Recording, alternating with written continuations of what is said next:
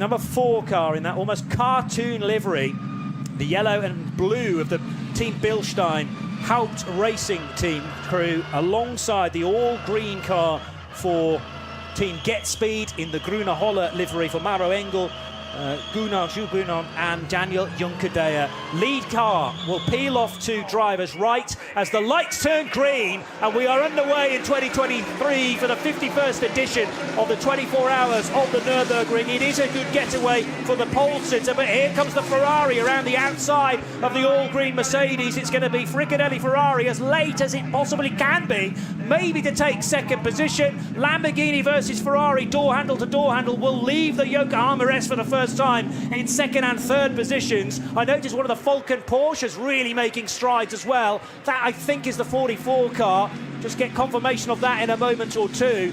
But it is the Mercedes car number 4 that just about held on to the leading position, but all change behind. 27 Lamborghini runs second, the 30 Ferrari is up to a position into third, and that means the 3 Mercedes, the green car, has slipped back at least 2 positions. 3 abreast now into the Goodyear curva at the bottom of the hill. Everybody just about safely through there, Peter Mackay. Oh, Kevin, well, the Manti Racing Agrello car, the Porsche going around the outside there at the Goodyear hairpin as well, and nearly getting put onto the gravel. So close there as well as they filtered through the Wolkenspiegel team. Monschau, Ferrari right sandwiched in as well, as indeed it is Kevin Estre who started the Manti Porsche right behind the 72 BMW Junior team car as they come through towards the end of the Grand Prix lap. But our pole sitter, Raffaele Marciello, in the number 4 Bilstein Mercedes, leads from the Lamborghini of Marco Mappelli, who started that apt Lamborghini number 27. Yeah, with David Pittard in tow in third. So the big loser in those opening stages through the Yokohama S and down the hill towards Goodyear Kera was Maro Engel, who was on a charge in top qualifying 2. We thought actually he would get pole position, but it was second in the end after the heroics from Raffaele Marciello. Back to starting Gruppe 2, which is headed then by the 46 Mercedes-AMG from the GT2 class. They will now get the green light, so it's Thomas Jaeger, Max Bird, Elliot Earhart and Jörg Wiebahn car. And that is up against a fellow Mercedes, which is the Treble 2 machine that's already managed to get ahead of several Porsche Cup cars. Bear in mind, Treble 2 started 6th in this and is already second before the braking area of this first lap. In amongst the GT4s, on board with Mark Bassing, you can hear in the background there the engine note of the TCR car that he drives, which is the Hyundai Elantra TCR, car number 831. Well, a similar Hyundai, in fact. That's not exactly his car, but Basseng being given the opening stint for that. He's in the 830 Hyundai Elantra N, to be exact, and they're all heading down the hill now to this lowest part of the Grand Prix circuit, headed then by the pole sitter. And here comes starting Group 3, a total of 47 cars in this, and at the front of them, as mentioned, it's the Subaru WRX, and that's going to have a real fight all the way down to the first corner between it and the 152 Porsche on its outside, heading down towards the first corner. That's the it's got at least 2 Housemans in that Porsche 911 GT3 Cup, which is a 991 iteration. Opel Manta safely away then, starting in 23rd position in the third and final group. But you get the idea now of all of these cars very quickly being caught by the GT3 leaders in SP9. We're about 4 minutes now from the start of the race.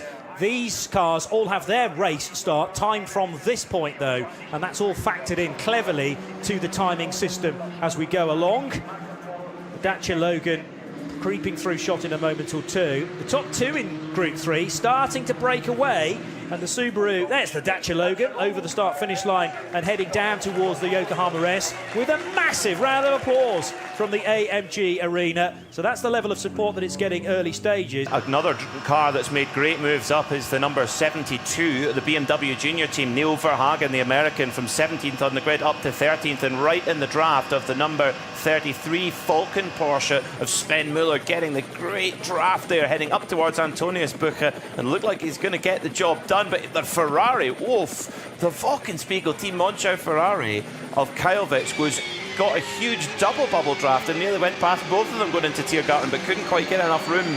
Put the work in to see what to expect there as well. And oh, the Huber number 25 Porsche up over the grass at Adenauer Forst. Yellow, black and red colours with Nürburgring installed for the opening stint. Dennis Fetzer settled down more readily in the 25 Huber Racing Porsche now, having collected his thoughts, running a touch wide at Adenauer Forst. But there was no way through and he had to leap on the anchors. So it was number 1 Dennis Lind who lost 1-2 positions coming into the braking zone at the Tiergarten just yet. The Marciello has set the fastest lap of the race, an 8:14.9, but he's been overtaken for the lead from the 27 Lamborghini of Marco Mappelli. For at least second position, Christopher Haase got a good run on which of the 33 of Sven Muller, and absolutely swamped by. There was almost contact though between the Audi Quattro livery 39 Audi and the number 3 Porsche 911 GT3 R car. Kevin Estre might have been able to dispatch Neil Verhagen in this move as well. Moment or two ago, out of Antonius Bucher and got the inside line that he's been wanting for the last couple of runs into Tiergarten. So Estre is up another position, now into 13. Perhaps it's in the higher rev range and the higher speed. Here comes the 296. Antonius Bucher is a bit further away, so Pittard will have the real estate. He's going to go to the right-hand side of the Swiss driver and sweep around the outside of Antonius Bucher into second place. Wonderful machine. And David Pittard, you just looked like you just threw the dummy there to Marciello coming up the Dottinger hole, but goodness, Maro Engel gets a run through Flugplatz and Marciello really delayed coming through Flugplatz and Engel goes past. So 2 Mercedes drivers nearly touch on the entry to Schwedenkreuz. That's 260 kilometers an hour at least going into there, but Engel gets past Marciello. For Theo Nue leading that. However, moments ago there was a crash at just on the exit of Breitscheid, and that was which car? It was a Porsche off the road. Porsche, number 24.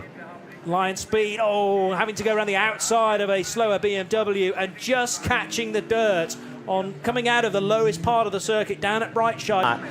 Earlier on, as coming into the Caracciola Carousel, one of the Audis stuffs it up the inside of the Dacia Logan at the Carousel, and Nico Menzel has to read it and go around the outside. Here in the booth, pitting cars actually dropped down the order. Now the number 4 Mercedes, was there a red light at the end of the pit lane? Because the number 4 Mercedes was running ahead of the 2 and then checked up. There's the Ferrari rejoining. So car 30 goes through, but lights flashing on the front of Raffaele Marciello's car like he's waiting for something, and then gets going again. I can't imagine there was a red light at the end of the pit lane. Engel's thinking, why on earth are you stopping here? Of the gain from that top-end speed of the Ferrari of Wochenspiegel Team Monschau. They're in the Pro-Am class and they are putting some superb speed together. Indy Doncia taking over from Daniel Kilbert.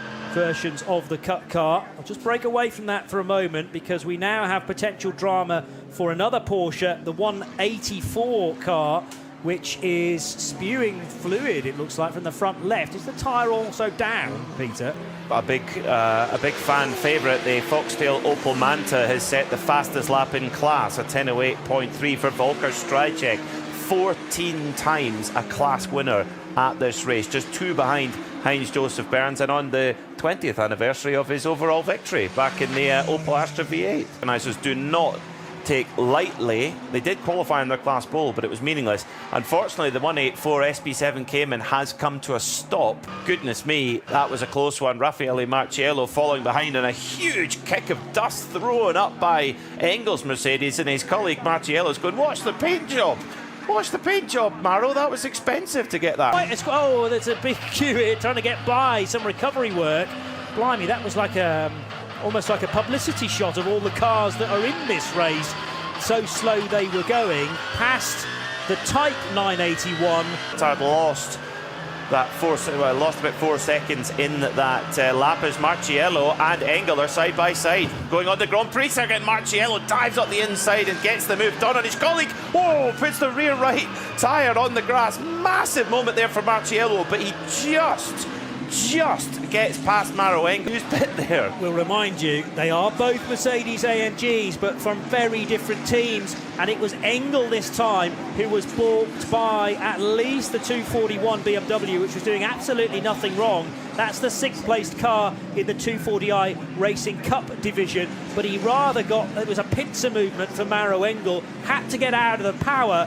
And I wondered why Raffaele Marciello had basically shortcut that second part of the Yokohama S. Marciello just about wins in that battle, but what about the flip of the tail from the Mercedes as he managed to squirrel his way through at the end of pit lane.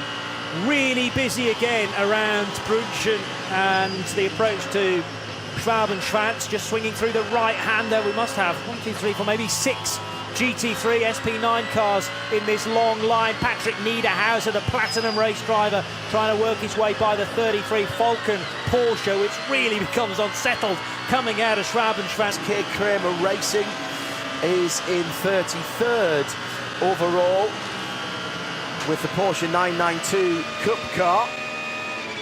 Ford Motors, sorry, the 163, that is. The Ford Motors Bio concept car leads AT in the number 320 in 42nd position. That's Smudo VT3, that's the Cayman S CB12.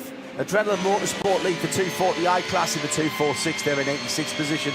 Also Adrenaline Motorsport team Motec leading their class in the 396, that's V6. In 88th position, that's another Porsche Cayman S. Neil Verhagen's in there as well in the number 72. This is the battle round about 20, 21, 22 position.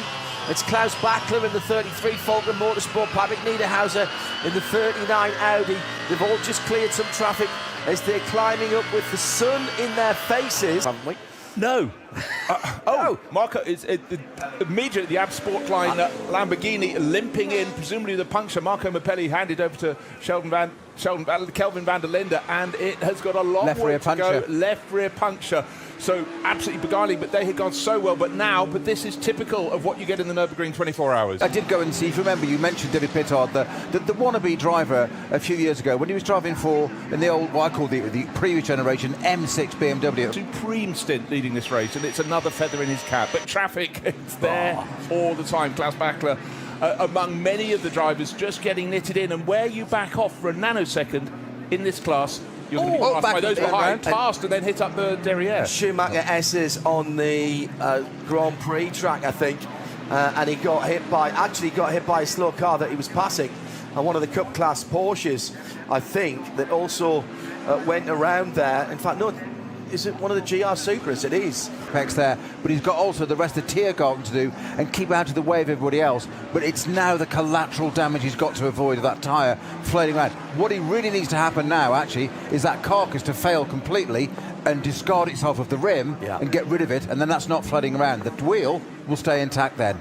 This is the issue now. Yeah, staying on the left is exactly fine. It's that crossover, as you're saying, John, over to the race line there. And that, do I go for it, do I not? And just bear in mind, the mirrors on these things, they're not much use apart from shaving, really. Tried to readjust that. Just to point out, slow zone upgraded to code 60 at Hedvigshöhe, which is just after her act. So 3/4 of the way around the circuit. So Klaus Bachler, after that spin in the number 33 Falcon tyres 992 GT3R, did come into the pits for a checkup, and they've changed those Falcon tyres. And Kelvin van der Linde, just out of the pits, goes down to the first corner and rotates the number 27 AB Sportsline car. So desperation to get out, but cold tyres into the first corner. And this is from a top pro driver. That will be a big embarrassment for him.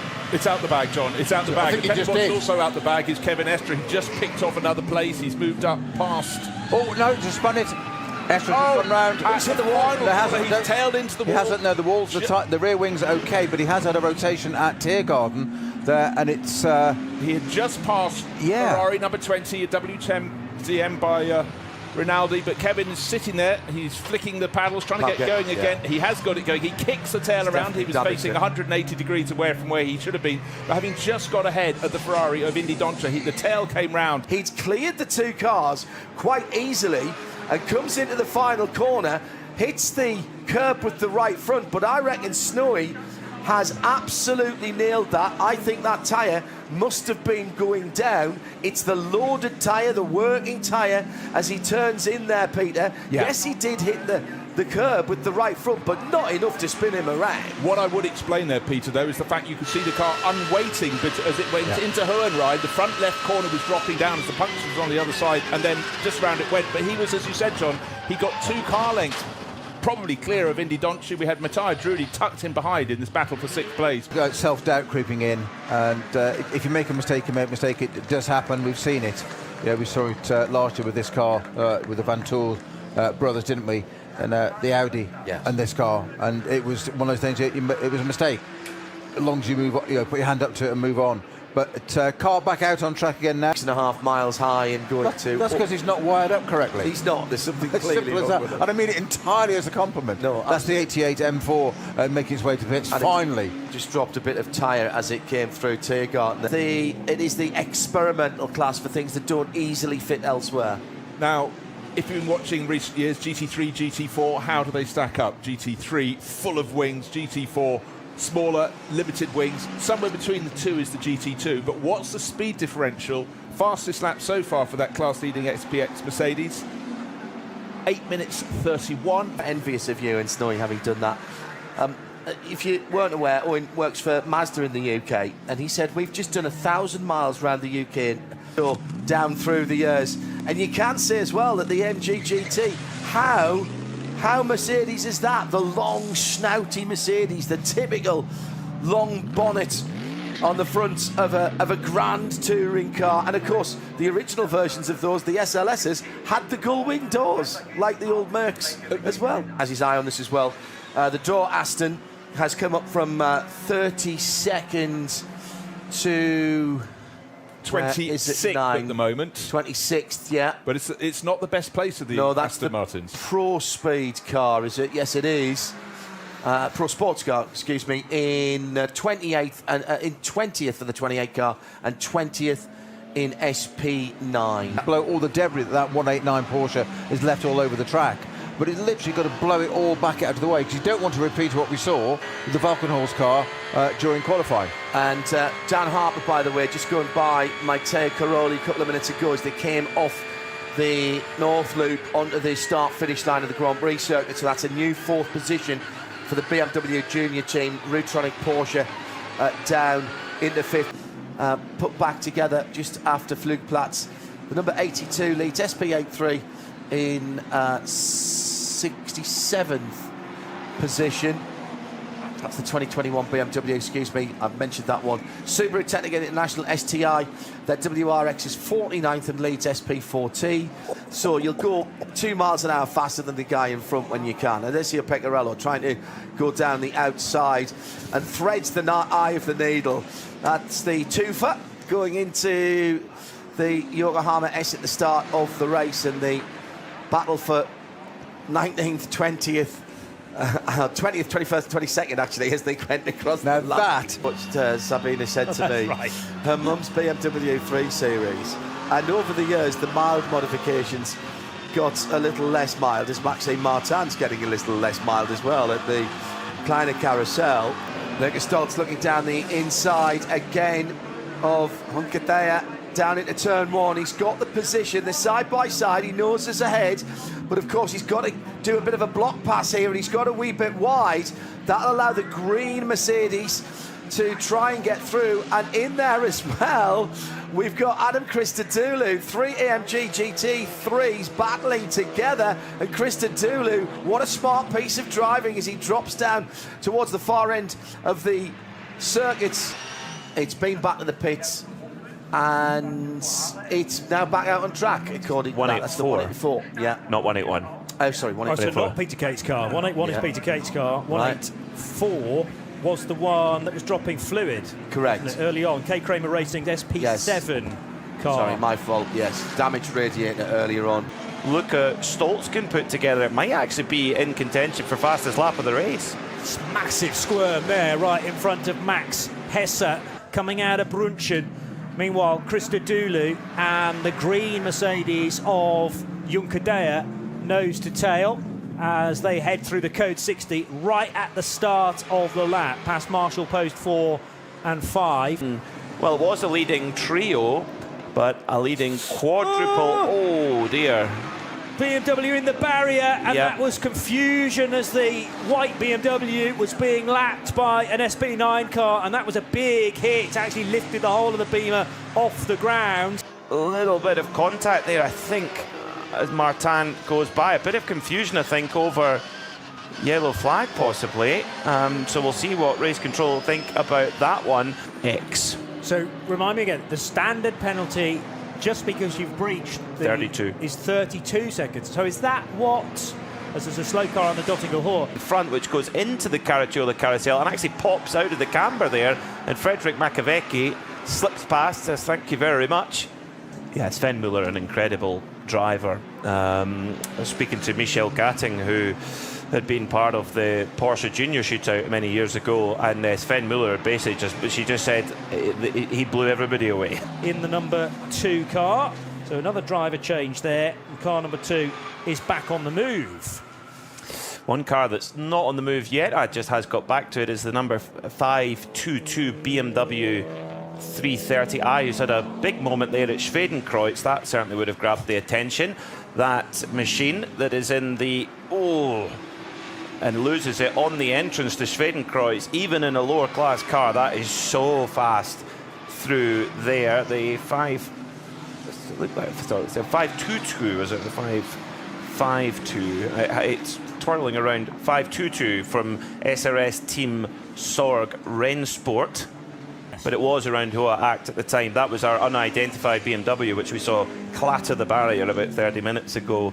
Manhiller Racing, Maximilian von Gortz, sadly, there. And that car is going to need a lot of repair. Different story at the Vauxhall and also on the hats and back, because the 88 BMW has rotated. This is a GT4 SP10 entry, and car 88 virtually blocking the track. You can just about sneak through by using some of the curb.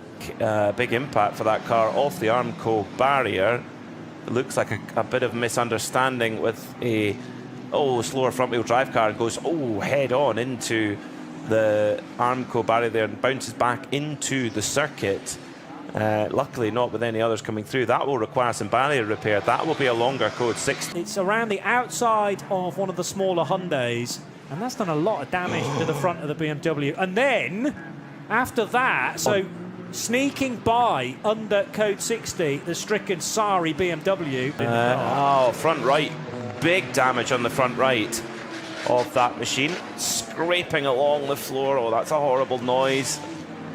And he's quite a long way from home as well, in the long sector 7. So again, staying well over to driver's left, because there's at least one SP9 AMG that wants to get through. So all starting to happen now as well. Now what's happened to number 227, Bjorn Greisman? That was Bird going in the barrier, I reckon, ahead of him. Yeah. So just trying to work out where on the track that was. Might be able to work it out actually from his sector time. Speed Mercedes going through the Code 60. So going in and out, there is big time to be won and lost in these situations. Yeah.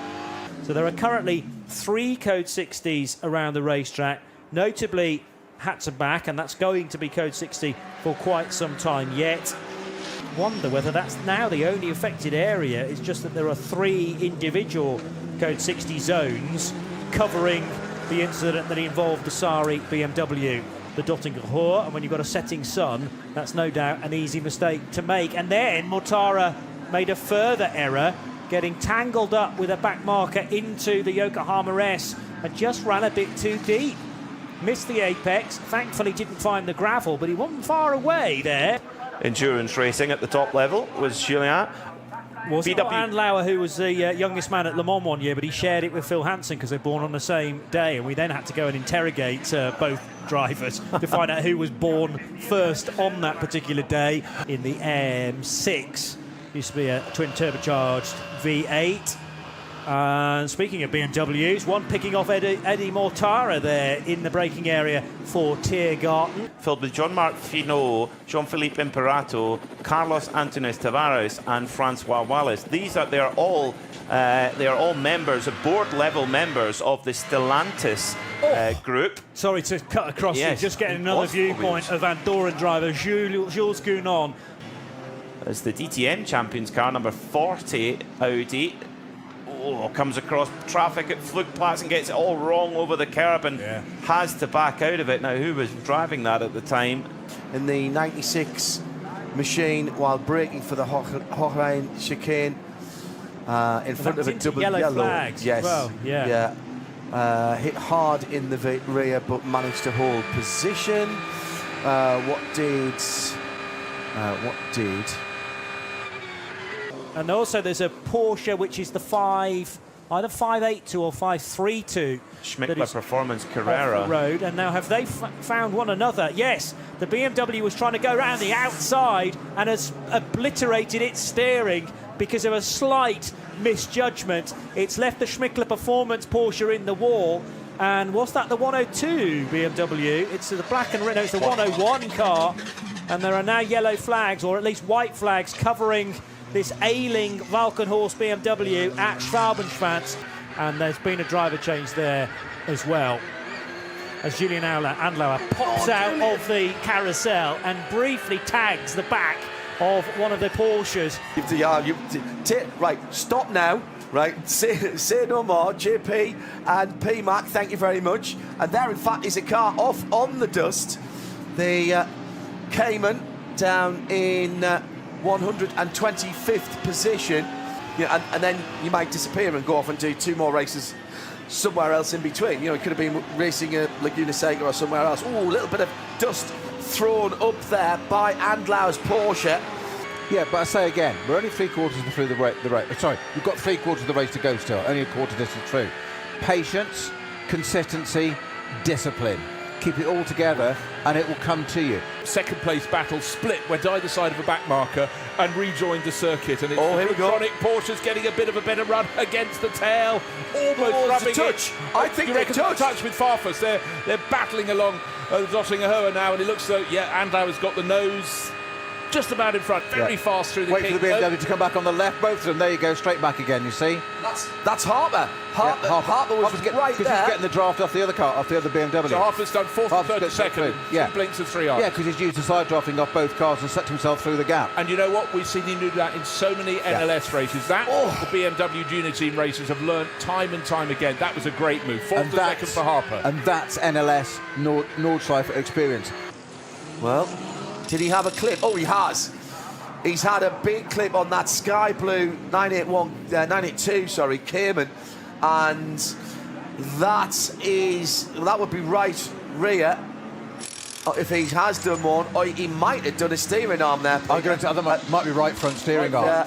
Yeah. As I said, it was one the other. I think it's right for front. him, unlucky there was the contact, but if you're going to do it Hohenrhein as it goes, which is the final Twisters. TV, our broadcast partners here, and thank you to them for allowing us to be involved with this. This is one of our favourite broadcasts of the year, and the ADAC for making it available pretty much everywhere around the world. The curving on the inside, it puts dust just as you're trying to get your grip, your traction going into Hohenrhein. It was Ricardo Feller who was two wheels in the air in the #1 Audi Sport Team share at PHX. That's normal.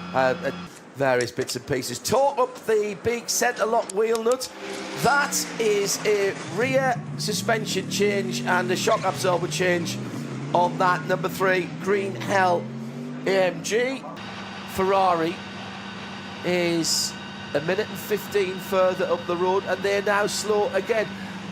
7th, Falcon Motorsports 44, Porsche. different quality of drivers, pros, pro-ams, etc., and go and play on this extraordinary theatre, the Nordschleife. I completely agree with you. Damaged BMW. It's the 331. It's not ideal conditions. You have traffic, and they can still do the pole position during the race. Where our theoretical is maybe 13, so 4 or 5 seconds slower. Yeah. Flick on a couple of times. And there is the confirmation for Ricardo Fellas. That was Ayhan Şengüven, the Turkish racer based in Germany. But again, traffic is all over the place for the first two. So that's and 60. fully on the grass. Ricardo Fella going to the right side of the back marker, who's in the middle of the track. Sheldon van der Linden's quite rare. He stayed on the black stuff. If it's not too late around the world and you've got children watching this, I suggest you stop them, because this is adult content only. Through goes Fella. Yeah. And I absolutely wondered. So Flashing the lights. this Yeah, there's 98 the Sheldon. yellow board on the right-hand side. Oh, now where's the green? There was a yellow, that's the next board. We need to see the next corner.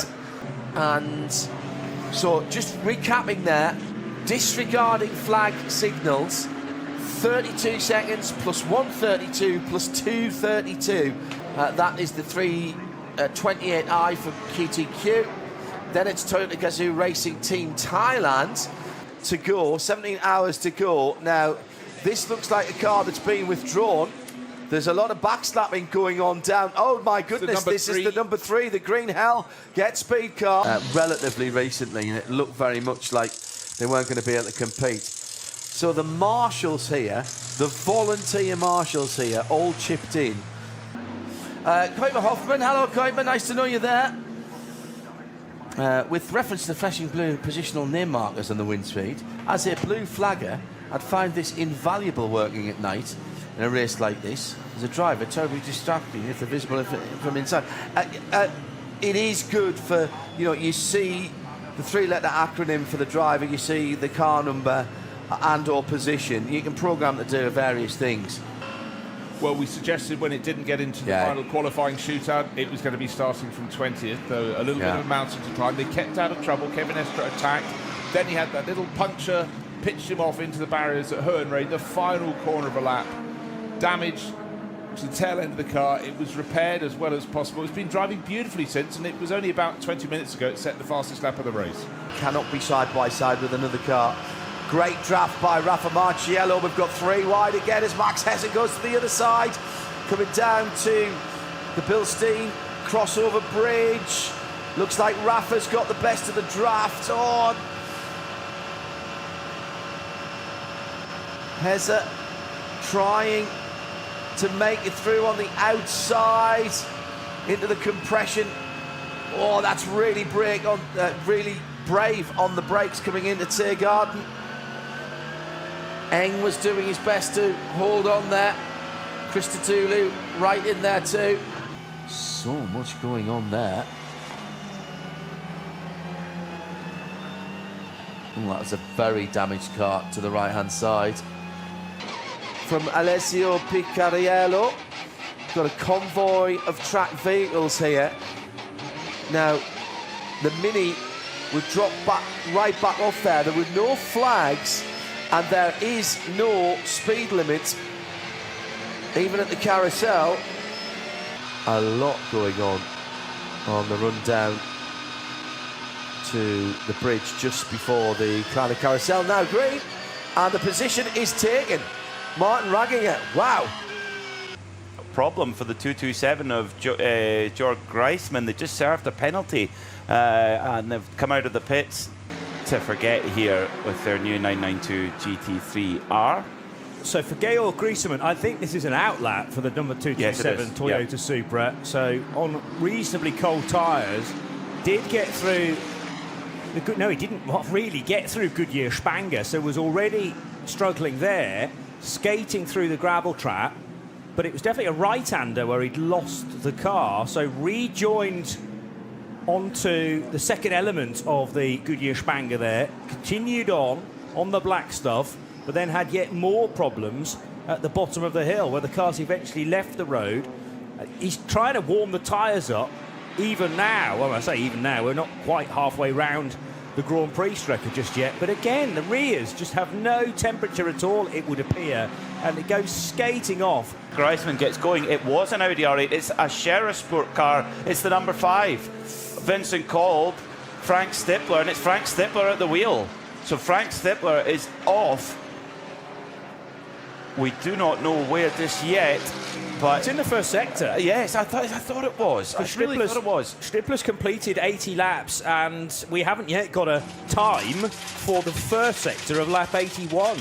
That would add up then for certainly a strong theory, Johnny. I'll go with that one. Frank Stippler back on the move.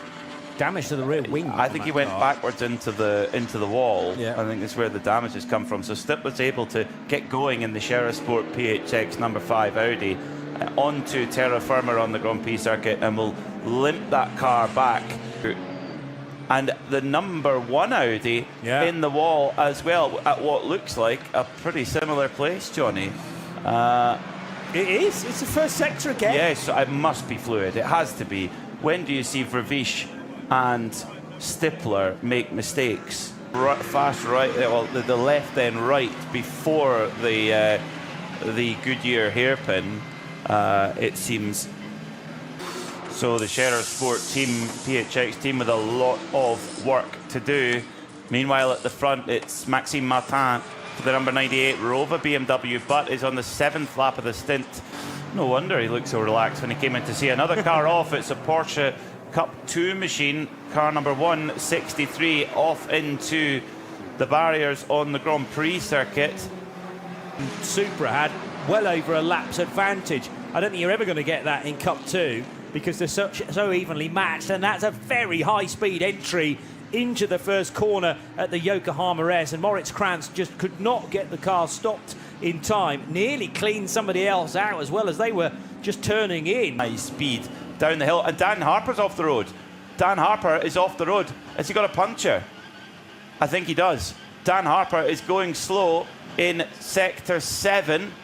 A car has gone blowing by him, so it's not a slow zone. I think he's either got a puncture or suspension damage. The car is crabbing all over the road. On the right-hand side of Daniel Harper's BMW. So he's caught the curb, heading towards Brunchen by the looks of things, and loses the car at Brunchen. Off into the gravel, must have tagged the barrier.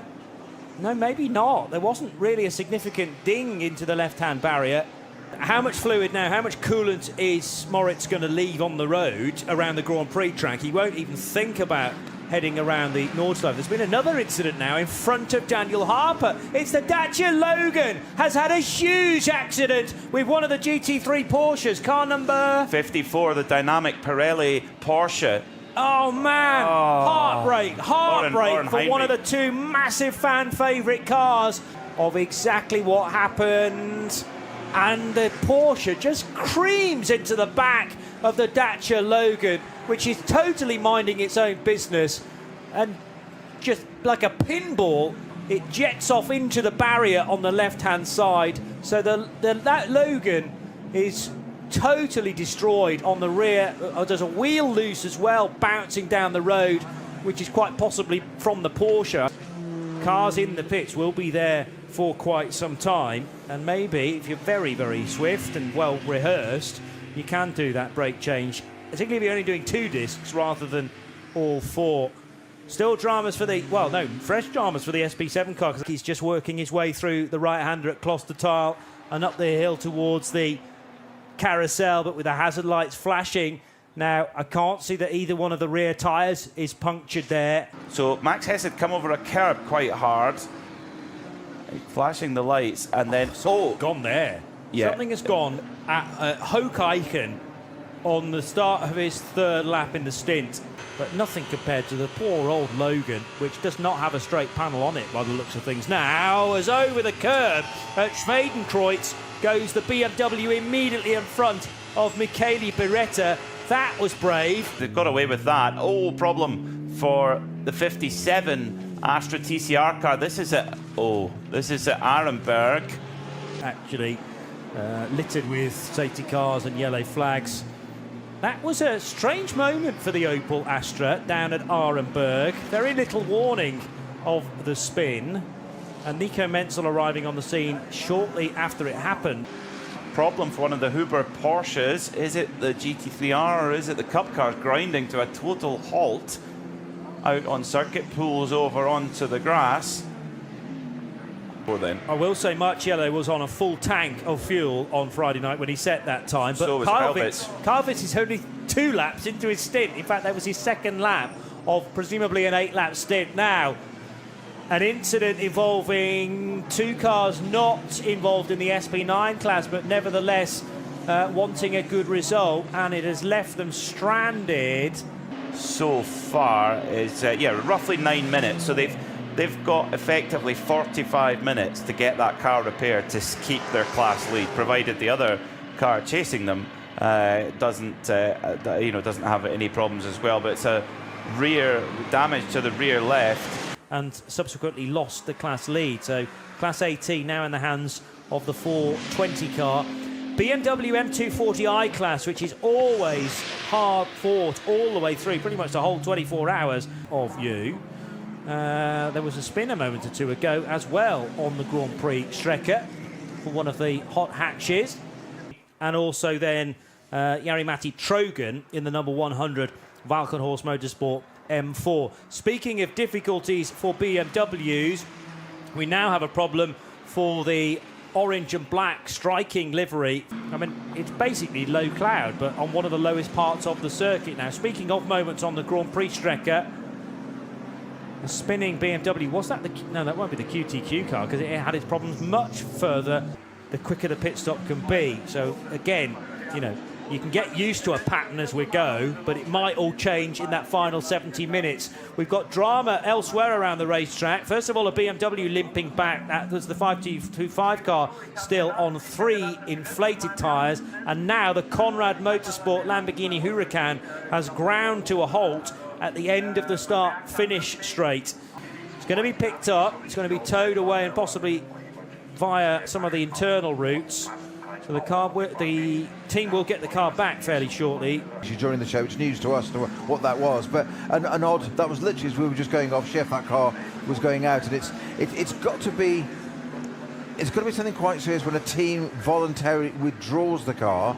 You can't avoid that, and there's nowhere to hide these days. 240 is parked at the side of the track. This is Volmer from the driver in the number 240. For M240. BMW parking only, but unfortunately we've just had a faller with quite a lot of bodywork damage. Its car... And that's Hatzenbach. But 8 and 9... The same place, the very place you're talking about, Bruce. Facing... Oh, there's 2 cars. Two cars. Okay, the 89 is a Hout Racing Team Mercedes. Quite hard to tell that from the outside. I think it's a number 15.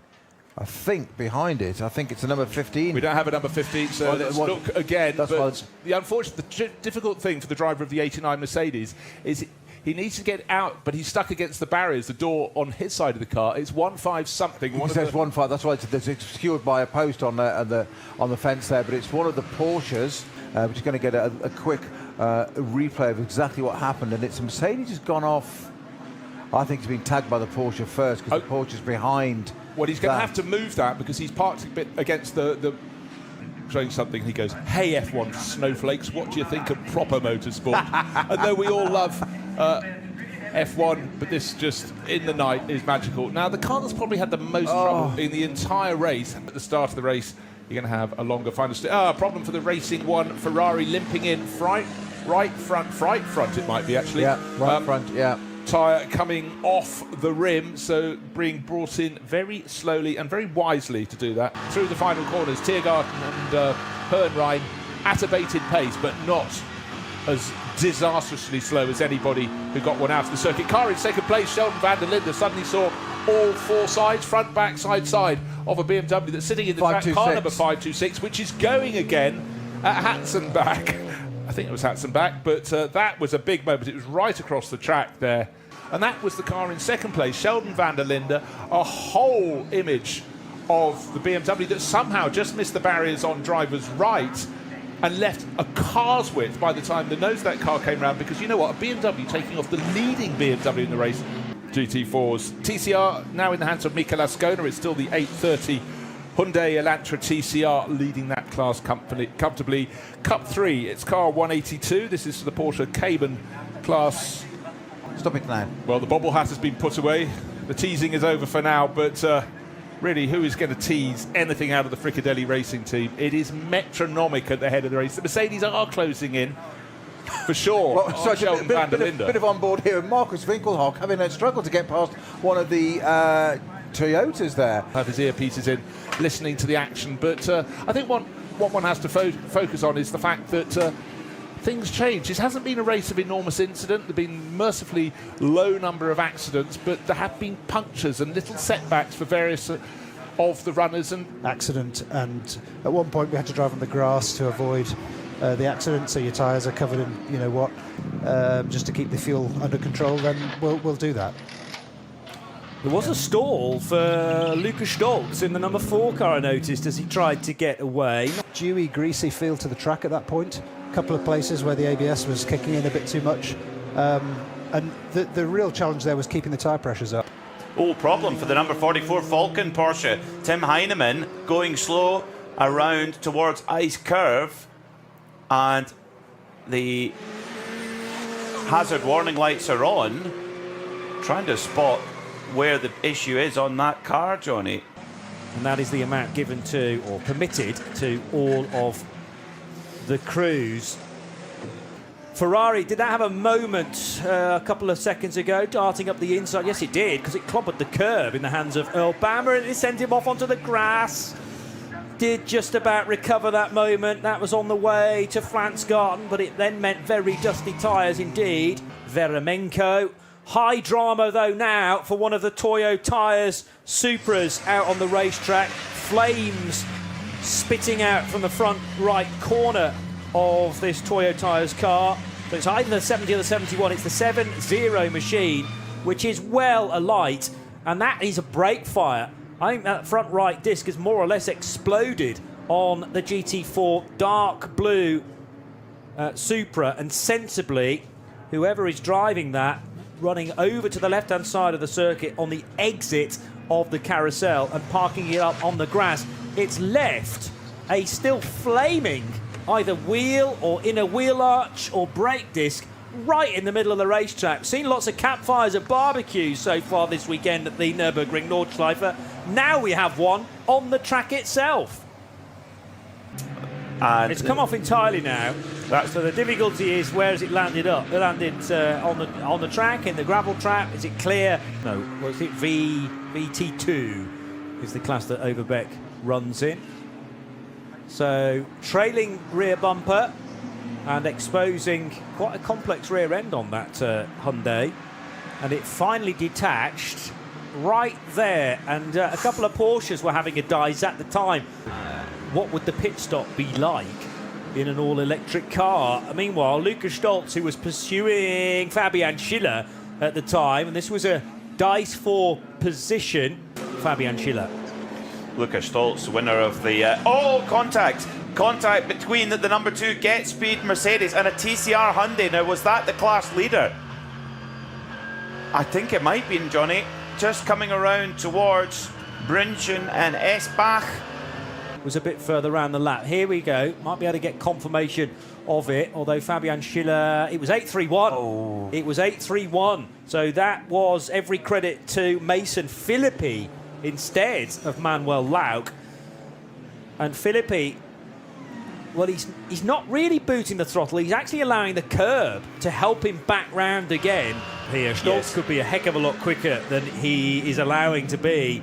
And Schiller's getting a bit more erratic with every lap here, so he's getting flustered by the mere presence of Lukas Stolz. Let's hope they don't start taking chunks out of one another. Mercedes will not be too happy about that, but it is a clean overtake in the end to put the Bilstein cartoon car, the art car for this year, up to third position as it can, so it wasn't necessarily with white flags. Now, how about a race on pit road between the 2 and the 4 Mercedes? Inside line for the Get Speed car, trying to elbow out the Bilstein machine. Drivers on board for this is still Stolz and actually Christodoulou, so there's a driver change in Mercedes number 2, but Lukas Stolz is well in the groove, and for me the 4 car looks to be the better of the 2.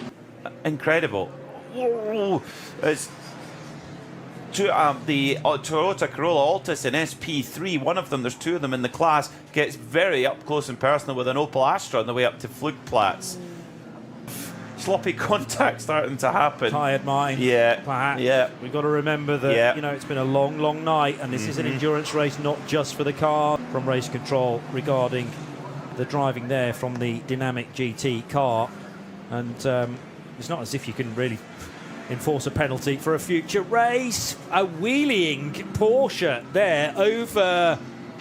That was early in the lap, yeah, not too far away from Kiedelbacher Hohe and Flugplatz. In the face, literally, of motor racing, and we'll get to the action on the track in a second. That's about taking barriers down, not putting them up. And the DAC and everyone involved with this event totally understand that.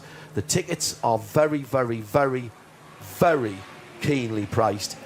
You said about inclusivity, the way the ADAC would. I had a quick look at his profile on the driver database, and 4th or 6th of December 1979 he was born, making him 43 years old. So his 30th one next year means he did his first one here in 13 years old. Isn't that just fantastic?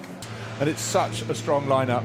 Doing Mid-Ohio IMSA remotely, and all I could hear was the banging music going on. So you guys know how to party when you get a result. Big moment going down to Brünchen. 90 k's that way. Stay off the main roads if you can. Go the back routes. It's a fantastic drive. I will sure do that. Thank you very much. Thanks, Neil. Neil Verhagen, BMW Junior team. Raffaele Marciello for AMG Team Bill Stein. Oh, this is huge. This is the 186 Cayman. Yeah. Now, they are not right in the hunt. Is it the 186? 186, the WNS Motorsport car. Double wave yellow flags, debris everywhere. Car off to the left of the circuit. That's if you get there. Just a quick mention of the SP10 class for the SRO GT4 cars. Is the number 2 of Mexico's. There's a little bit of an off-track excursion there. Tanks, and the previous record was done on only qualifying amounts of fuel. There is big drama, though, now at the Caracciola Carousel. It's the first concreted section on the lap, I'm pretty sure. Bear in mind, it might be the Schwabenschwanz, though, as well, but I reckon the jib camera is right in the middle of the... Yeah, that's definitely the Caracciola Carousel before it becomes speed limited. So... From Maxime's point of view, he's thinking, right, I've seen the Porsche, it's way out of my way, parked up virtually next to the barrier, and then it caught that river of radiator fluid for the various support categories. Now there's a drama for the all-green TTS Audi. This is car 109, yes, from the SP3T division. And fair enough. Well, no, thank you again, and thanks for being, persistent in actually trying to find us. It is a bit of a schlep, I'll admit. Yeah. By the way, a couple of people asking about us talking about Orica and the Ferrari 296. Ricardo Fella in the blue and white number 16 car with something rubbing on the left rear. Puncture. Has he got a puncture? Yep, puncture for the rear left on that number 16 Sherasport PHX machine. Car that's been in the wars at 7 ninth points. position, that is, Pete. Yes, indeed. So, can they get back to... They're on the Grand Prix Strecke, which is really helpful because you can get back to the pit lane for left rear. repair. Another left rear. We've seen them so many left rears. And it's not manufacturer specific. No, it's not. So many variables can come into play. It's been a classic Nürburgring 24-hour. It's been a race of attrition. You've needed... Well, in theory, you'd need multiple bullets in the gun as a manufacturer to win. Well, Ferrari are debunking that theory at the moment. Ricardo Fella getting up onto the curb on the run down towards the Goodyear curve, and you just heard this bang, and like we said, curb damage, and it's the left rear gone. Peugeot, I think it was a 309 or may have been 308 GTI. Yeah, correct. He has grafted away, but he is such an attacking driver, and you can see the respect with which Freccadelli holds him here. The Goodyear hairpin from one of the BMWs. It's the number 53 car. 241. 241 car, sorry, on 53rd position. So that is the third place in 240i. What a disaster. Left rear wheel has gone. That's not just a tyre, it's a tyre and wheel rim. So there's that. There's a code 60 immediately come up at the Dunlop curve, what was known as the Dunlop curve, now Goodyear.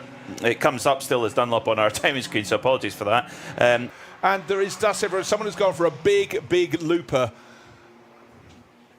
Well, it's been off both sides. Is there a car in there? There's yellow flags waving. Yes, there was. It was the 185 in the Porsche Cayman, and that is the Cup 3 6th position car. The 718 Cayman, the SRS Zorg Rennsport machine. It's done damage, and there's a long way for that to come back. And a huge crowd of over 250,000 has witnessed this. 21 years after the last non-German mark, it's Oreca and Ferrari as the 296 comes of age for the first time of asking and wins the 51st running of the Total Energy 24 hours of the Nürburgring. Earl Bamber, Nicky Katzberg, Felipe Fernando Leza, and starting and finish, David Pittard. Dries Van Toor's going to come up about half a minute short with his teammates from Rover Racing and BMW. But there's honour in that run for BMW. No doubt in my mind there. From the drivers of that number 98 BMW. Dries Van Toor, he gave it his all, but there just was no answer at all from anybody for the pace of that Fricadelli Ferrari. The weekend after Le Mans, 17th and 18th, I think, if memory serves, at Bicester Heritage and Bicester Motion. The Manta is back and finished. It hasn't won its class.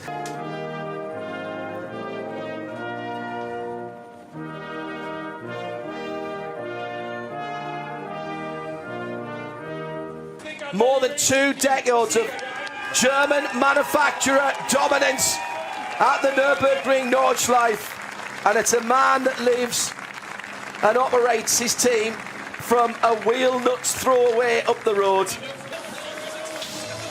Terrible waste of champagne, I always think. You're right. he needed that to be a wetsuit rather than a cotton t-shirt, Clay Zabel, and he's got the lucky hat on.